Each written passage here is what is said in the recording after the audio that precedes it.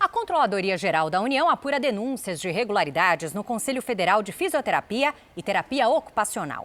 É que a atual diretoria é suspeita de manipular eleições nos conselhos regionais e ainda precisa explicar por que o prédio, que seria a nova sede em Brasília, está fechado há 8 anos.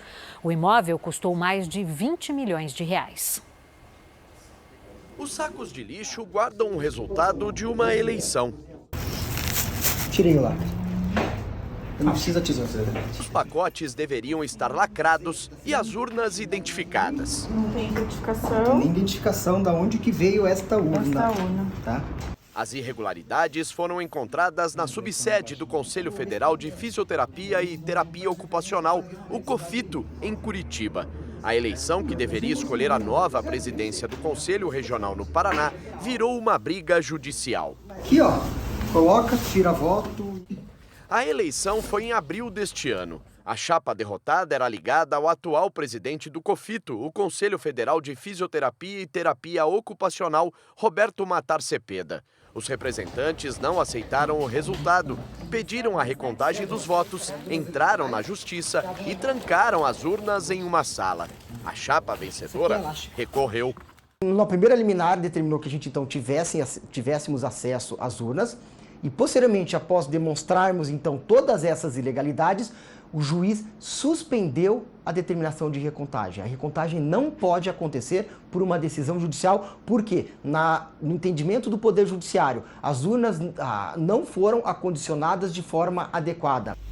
Mesmo com o resultado das eleições, a Comissão Eleitoral invalidou o registro da chapa vencedora por uma suposta propaganda irregular.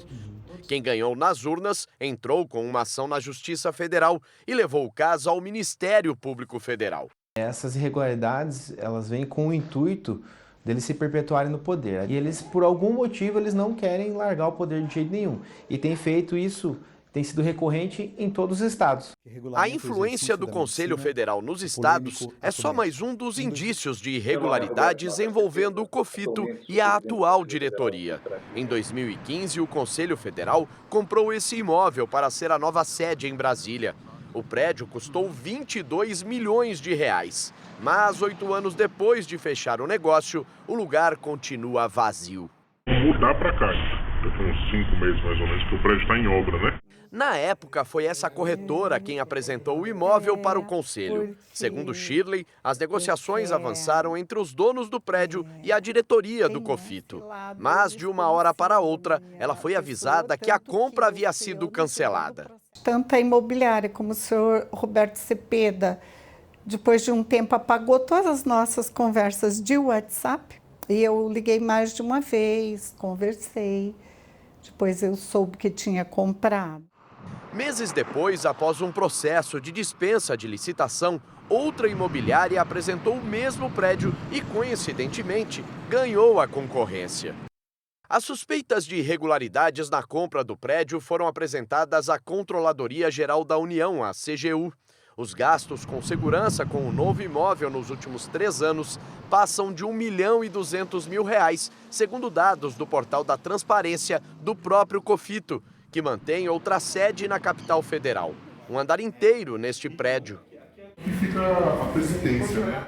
Outro caso do mau uso do dinheiro do Conselho é este imóvel na Zona Sul de São Paulo. A casa, comprada há 24 anos pelo Conselho Federal, ainda tem a placa na fachada, mas está completamente abandonada. O lugar já foi alvo de vândalos e chegou a ser invadido. Hoje, apenas vigilantes pagos pelo COFITO trabalham por aqui. O funcionário confirma que o imóvel está em péssimas condições. A gente tem um bico, né? Que o rapaz arrumou pra gente, mas energia do prédio próprio não tem. Sem energia elétrica e também sem água. Tem descarga, é tudo no balde. E pior, o teto do imóvel está desabando. O Conselho Federal tem ainda uma subsede em Curitiba, cidade onde Roberto Cepeda mora. Salas nesse prédio foram alugadas pelo presidente do COFITO, apesar da regional na capital paranaense ter prédio próprio. A denúncia enviada à CGU cita que Cepeda tem 3 endereços em Curitiba e que um deles fica a apenas 550 metros da subsede alugada do COFITO. Roberto Cepeda informou que o escritório não é próximo de onde ele mora. A diretoria do Conselho Federal de Fisioterapia e Terapia Ocupacional é alvo ainda de outra polêmica: a contratação de um assessor especial da presidência, um braço direito de Roberto Cepeda. O advogado Herbert Kimicati recebe R$31 mil por mês no cargo de assessor especial. Ele faz parte do COFITO desde 2008. Foi contratado como procurador jurídico assim que Roberto Cepeda venceu pela primeira vez as eleições do Conselho. 6 anos depois, o Tribunal de Contas da União determinou que o COFITO fizesse concurso público para o cargo de procurador.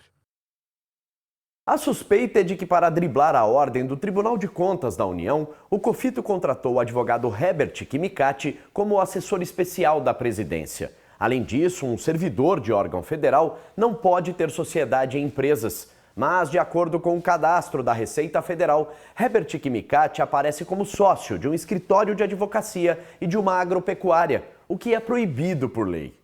Kimicati disse que o COFITO não recebe recursos públicos e não está vinculado a nenhum ministério. Por isso, ser sócio de empresas não é incompatível com a contratação pelo Conselho. O COFITO hoje tem mais de 367 mil inscritos em todo o país. E Roberto Matar Cepeda está à frente do Conselho há 15 anos. Administra um orçamento milionário. Apenas no ano passado, o Conselho Federal arrecadou, com a anuidade paga pelos profissionais de fisioterapia e terapia ocupacional, mais de R$41 milhões. Nós questionamos o Conselho Federal sobre as irregularidades. Roberto Cepeda e Herbert Kimicati não quiseram gravar entrevistas. O COFITO enviou essa nota onde afirma que não houve fraudes nas eleições dos conselhos regionais e que a nova sede em Brasília deve ser inaugurada no fim deste ano. Quanto à subsede ser em Curitiba, o COFITO informou que a decisão atende à cidade com maior número de conselheiros. Sobre o prédio em São Paulo, disse que não há abandono e que estudam sobre a reforma, permuta e até demolição do prédio. O Conselho Federal afirmou também que Herbert Kimicati assessora comissões eleitorais e que não há ilegalidade ao exercer outras atividades privadas. A Controladoria Geral da União informou que não vai se manifestar sobre as denúncias.